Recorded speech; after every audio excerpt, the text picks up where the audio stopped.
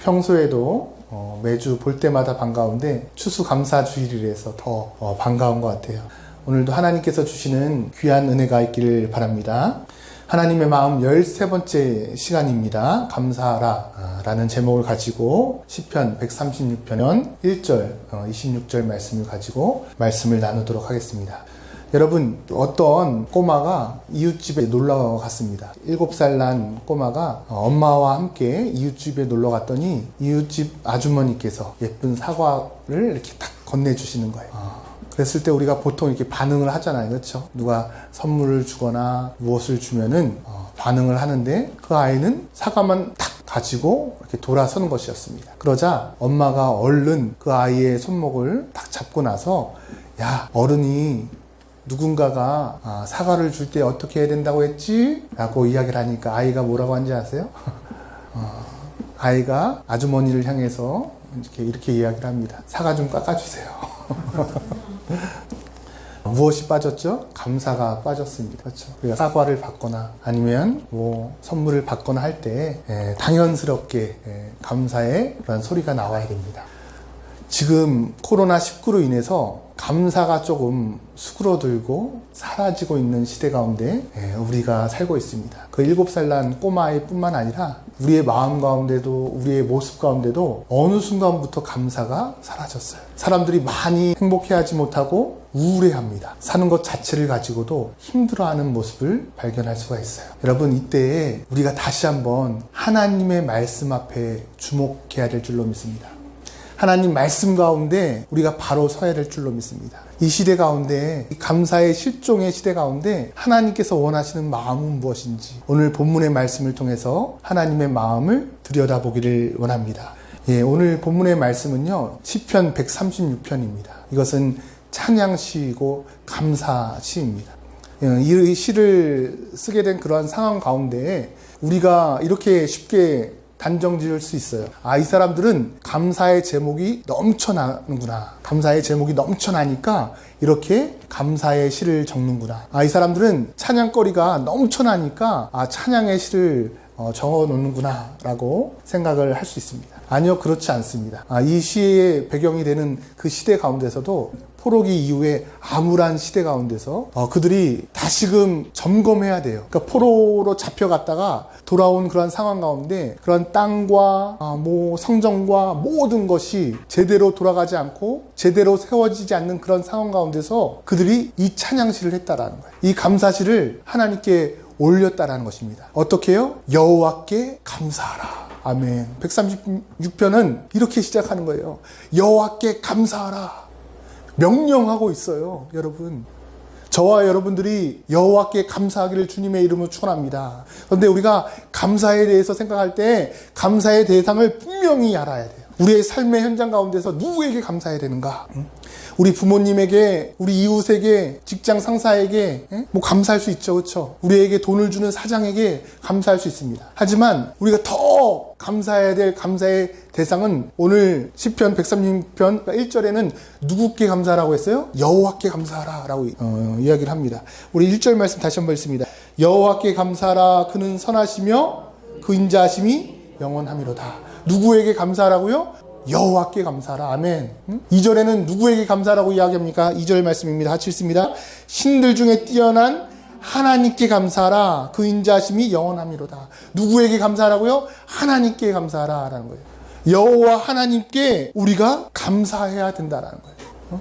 저와 여러분들의 감사의 대상은 여호와 하나님인 줄로 믿습니다. 여호와 하나님께 감사하라. 그런데 왜 우리가 여호와 하나님께 감사해야 되는가? 오늘 본문의 말씀에 보니까 분명히 여호와 하나님께 감사해야 되는 것들을 열거해 놓고 있어요. 특별히 4절부터 9절까지의 말씀을 보니까요, 4절 말씀, 홀로 큰 기이한 일들을 행하시는 이에게 감사하라 라고 이야기를 하면서 5절 말씀에 보니까 지혜로 하늘을 지으신 이에게 감사하라. 6절에 땅을 물 위에 펴신 이에게 감사하라. 7절에 큰 빛을 지으신 이에게 감사하라. 8절에 해로 낯을 주관하게 하신 이에게 감사하라. 9절에 달과 별들로 밤을 주관하신 이에게 감사하라. 다 어떤 내용입니까? 다 하나님께서 창세기에 말씀하신 그 창조의 내용이에요. 창조의 내용. 여러분, 이 온 우주 만물을 하나님께서 창조하신 줄로 믿습니다. 하나님께서 만드셨어요. 온 우주 만물을 하나님께서 창조하셨다고요. 하나님께서 만드셨다고요. 그래서 하나님께서 여러분 이 공간, 모든 공간을 다 만드셨어요. 그 공간을 누구에게 주십니까? 우리에게 주신 거예요. 아멘. 해와 달과 별들과 이런 모든 것도 우리에게 주신 것입니다. 그것을 통해서 우리에게 무엇을 주셨어요? 공간뿐만 아니라 시간을 주셨어요. 시간과 공간을 주신 하나님께 감사하라. 모든 것을 창조하신 하나님께 감사하라라는 거예요, 여러분. 우리는 물질적인 것에는 상당히 민감합니다. 그렇죠? 누가 10만 원 주면 얼마나 감사해요. 그런데 여러분, 그것보다 더 큰 감사가 일어나야 돼요. 놀라야 돼요, 여러분. 아, 그렇구나. 하나님께서 우리에게 시간을 주셨구나. 하나님께서 우리에게 공간을 주셔서 움직이게 하시는구나. 삶을 영위할 수 있도록 만드시는구나. 놀라운 감사의 제목인 줄로 믿습니다. 창조주 하나님, 우리에게 시간과 공간을 주신 그 하나님. 또한 하나님께서 어떤 일을 행하셨습니까? 10절부터 16절까지 해보니까 하나님께서 출애굽하는 이스라엘 백성들의 모습을 열거하시면서 구원의 하나님임을 우리에게 증명하고 있어요. 하나님께서는 어떠한 분이시라고요? 구원의 하나님이라는 거예요. 이집트에 종살이하고 있는 그 이스라엘 백성들을 하나님께서 어떻게 하셨다? 구원하셨다라는 것입니다. 홍해를 가르신 이에게 감사하라. 바로와 그의 군대를 홍해에 엎드리게 한 그 하나님께 감사하라. 하나님은 어떠한 분이시라고요? 하나님이 어떠한 일을 행하셨다고요? 우리에게 구원함을 주셨다라는 거예요. 아멘. 17절부터 22절까지에는 하나님께서 원수를 갚아주십니다. 하나님께서는 어떠한 분이세요? 하나님께서는 심판주가 되어주신다라는 거예요. 그러면 우리가 예수님을 믿고 나서 하나님의 자녀가 되었는데 우리는 심판받습니까? 안 받습니까? 우리가 오해하는 것 가운데 하나가 하나님을 공의 하나님 이렇게 설정해놓고 우리 자신에게 투영해보면 우리도 심판받을 것 같은 착각에 빠집니다. 하지만 하나님께서는 하나님의 자녀를 축복하시는 줄로 믿습니다. 마지막 때에 하나님 앞에 설 때 우리는 하나님 앞에 서는 이유가 심판받기 위해서가 아니에요. 하나님께서 축복해 주시기 위해서 우리는 서게 될 줄로 믿습니다. 하나님께서 상 주시는 것을 우리는 받는 그런 상황이에요. 우리는 심판을 받는 것이 아니에요. 하나님께서 상 주심을 기뻐하시는 그러한 은혜를 누릴 줄로 믿습니다. 이렇게 하나님께서 행하신 일들을 살펴보니까 아, 그렇구나. 하나님께서 우리에게 시간과 공간을 주시고 하나님께서 우리를 구원하시고 하나님께서 우리의 심판이 아닌 상급을 주시고 상을 주시고 축복하시기 위해서 우리를 이끄시는구나 라는 사실을 이 시편을 지은 기자들은 먼저 알고 있었어요. 그래서 찬양합니다. 감사합니다. 여러분, 이 시대 가운데 하나님께서 똑같은 마음으로 우리에게 말씀하고 계세요. 너희들이 감사했으면 좋겠다. 왜요? 수천 년 전에 이 이스라엘 백성들만 하나님께서 구원하시는 것이 아니라 우리 또한 구원하시기에, 우리 또한 인도하시기에, 우리 또한 함께 하시기에. 그래서 여러분, 오늘 본문의 말씀 21절 이후로부터 보면은요, 하나님의 백성들, 그때 당시에 이스라엘 백성들 뿐만 아니라 모든 하나님의 백성을 향한 하나님의 마음이 잘 담겨져 있어요. 하나님께서는요, 하나님의 백성을 어떻게 하신다고요? 21절, 22절의 말씀 보니까 하나님의 백성을 삼아주신다라는 거예요. 하나님의 백성을. 그들의 땅을 기업으로 주신 이에게 감사하라. 그 인자하심이 영원함이로다. 그 땅을 주었다는 것이 무엇입니까? 하나님께서 하나님의 백성에게 땅을 주었다는 것은 하나님의 백성 삼아주신다라는 것. 하나님께서는 지금도 하나님의 백성 삼아주십니다. 하나님께서는 지금도 역사하시는 줄로 믿습니다. 그래서 하나님의 백성 삼아주시고 23절 말씀에 같이 읽습니다. 23절 말씀입니다. 우리를 비천한 가운데서도 기억해 주신 이에게 감사하라. 우리가 비천한 가운데 있을지라도, 우리가 쓰레기 더미에 있을지라도 하나님께서는 어떻게 하셔요? 우리를 기억하시고 구원하신다라는 거예요. 아멘. 하나님은 지금도 우리를 기억하시고 계세요. 뿐만 아니라 24절에 보니까 하나님께서는 우리를 구원하시고 라고 이야기를 합니다. 25절 말씀을 보니까 모든 육체에게 먹을 것을 주신 이에게 감사하라. 하나님께서 지금도 우리를 어떻게 하신다고요? 먹여주신다라는 거예요. 하나님의 백성 삼아주시고 우리를 기억하시고 구원하시고 오늘도 우리에게 일용할 양식을 공급하시며 우리와 함께하기를 원하신다. 여러분, 하나님은 놀라운 축복의 하나님인 줄로 믿습니다.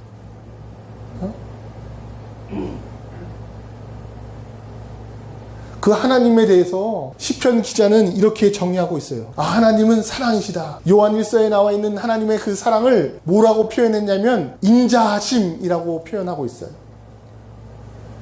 하나님을 생각해 보니까 하나님께서 우리를 그렇게 구원하시고 기억하시고 우리에게 공급하시는 그 하나님의 인자하심이 영원함이로다 라고 이야기를 하고 있습니다. 그 하나님의 사랑을 뭘로 표현하고 있다고요? 하나님의 인자하심. 이 인자하심을 히브리어로 보니까요, 헤세드라는 말을 사용합니다. 헤세드 많이 들어보셨죠? 이 헤세드라는 말은요, 하나님께서 우리에게 주신 놀라운 사랑이에요. 성경에 보면은 이 사랑이라는 단어가 구약에서 아하바라는 단어가 등장을 합니다. 아하바라는 단어하고 헤세드라는 단어가 있어요. 아하바와 헤세드라는 단어가 있는데 이 아하바는 보편적인 사랑을 보통 쓸 때 아하바라고 이야기를 합니다. 육적 사랑입니다. 육적 생명의 사랑입니다. 자연적인 그런 사랑이에요. 자연을 우리에게 베풀어 주신 것, 이런 것은 모든 사람들에게 주시는 혜택이잖아요. 보편적인 사랑입니다. 사람들에게 어떠한 지식을 주시고 능력을 주시잖아요. 이 보편적인 사랑입니다. 생명을 주시잖아요. 육체를 주시잖아요. 보편적인 사랑입니다. 그런데 하나님께서 우리에게 주시는 특별한 사랑이 있어요. 믿음의 사람들에게 주시는 특별한 사랑이 있어요. 하나님의 특별한 사랑은 무엇입니까? 바로 헤세드. 이 헤세드는요, 하나님의 약속, 이 약속을 받은 사람들이 가지는 사랑이에요. 그러니까 아브라함에게 주시는 하나님의 사랑은 헤세드예요. 이삭에게 주시는, 야곱에게 주시는 하나님의 사랑은 헤세드예요. 언약 가운데 하나님의 그 충실함이 들어가 있습니다. 하나님의 신실함이 들어가 있어요. 그래서 변함없는 것이에요. 마찬가지입니다. 예수님을 믿는 우리에게 주시는 하나님의 사랑은 헤세드예요. 헤세드. 이 사랑이 뭐라고요? 언약의 충실한 사랑. 이 언약이라는 말은요, 히브리어로 베리트라고 하는데, 여러분 고대 근동지방에 이 베리트, 언약을 맺을 때에 짐승을 반으로 쪼개어서요, 그 약속을 맺은 당사자 2명이서 이렇게 걸어가게 됩니다. 그래서 어떤 약속을 깨는 순간 이 짐승의 고기와 같이 찢어지게 된다. 찢어진 고기 사이로 지나가게 되는 거예요. 그런데 하나님께서 하나님의 약속을 어떻게 행하시냐면 일방적으로 행하세요. 창세기 15장 17절에 보니까요, 하나님께서 아브라함하고 약속하실 때 하나님을 상징하는 횃불로 그 쪼갠 고기 사이로 지나가세요. 내가 하늘의 별과 같이 땅의 모래와 같이 내 자손을 주겠다. 내가 너와 함께 하겠다. 내가 너를 축복하겠다. 하나님께서 이렇게 말씀으로 끝내버리신 것이 아니라 하나님께서 그 언약의 친히 당사자가 되어서 그 쪼갠 고기 사이를 지나가세요. 하나님께서 어떻게 하시겠다는 거예요? 바로 내가 그 약속을 지키겠다. 우리가 성경에 보면은요, 그런 하나님이 언약의 충실한 사랑을 발견할 수가 있어요. 하나님께서 약속하신 건요, 절대로 하나님께서 잊어버리지 않으십니다. 하나님께서 축복하시겠다고 약속하신 것은요, 반드시 축복합니다. 저와 여러분들은 이 야하바의 사랑이 아닌 헤세드의 사랑인 줄로 믿습니다. 하나님과 언약을 맺은 거예요. 하나님과 더 긴밀하게 약속을 맺은 사랑입니다. 여러분, 그 사랑 가운데 우리에게 주시는 그 놀라운 은혜를 우리는 맛보며 살아가야 될 줄로 믿습니다. 하나님의 약속을 맛보는 삶, 하나님께서 약속하신 것을 누리는 삶을 저와 여러분들이 살아가기를 원합니다. 아멘. 이런 약속을 받은 자들에게 하나님께서 오늘 명령하시는 거예요. 뭐라고요? 감사하라. 다 같이 따라합니다. 여호와께 감사하라. 이 감사하라는 뭐라고요? 하나님의 명령입니다. 하나님의 명령. 이 감사하라는 단어를 제가 히브리어 사전을 통해서 살펴보니까 구약에 111번이 등장을 합니다. 111번. 오늘 본문의 말씀에만 26번 등장하는데요. 이렇게 생각할 수 있어요. 그런데 여러분 오늘 본문의 말씀 가운데 우리가 한글로는 다 어떻게 이야기를 하고 있어요? 1절부터 감사하라, 2절도 3절도 26절까지 계속 매 절마다 감사하라 라고 나와 있잖아요. 그렇죠? 그런데 실제로 원어를 살펴보면은 이 감사라는 히브리어 단어 야다가요 1절과 2절과 3절 그리고 마지막 26절에 등장합니다. 나머지는 그냥 헤세드하고 연결되어져 있어요. 감사하지 말라라는 그러한 의미가 아니라 당연히 이제 감사해야 되는 그러한 원칙으로 생략되어져 있습니다. 그래서 구약의 모든 그러한 성경 가운데 감사라는 야다라는 단어가 111번 등장을 해요. 근데 그 111번 등장하는 것 가운데서 가장 많은 의미가 감사입니다. 그리고 또 다른 의미가 있어요. 바로 찬미예요. 찬미. 야다. 이 의미가 뭐냐면 바로 찬양하라 라는 의미도 된다는 거예요. 그런데 또 한 가지 중요한 의미가 있어요. 그것이 무엇이냐면 자복하라 라는 거예요. 레위기 말씀에 등장하는 야다는 다 자복하라예요. 너희들이 하나님 앞에 자복하라 라는 거예요. 자복이라는 단어가 무엇입니까? 자기의 죄를 회개하고 복종하라는 거예요.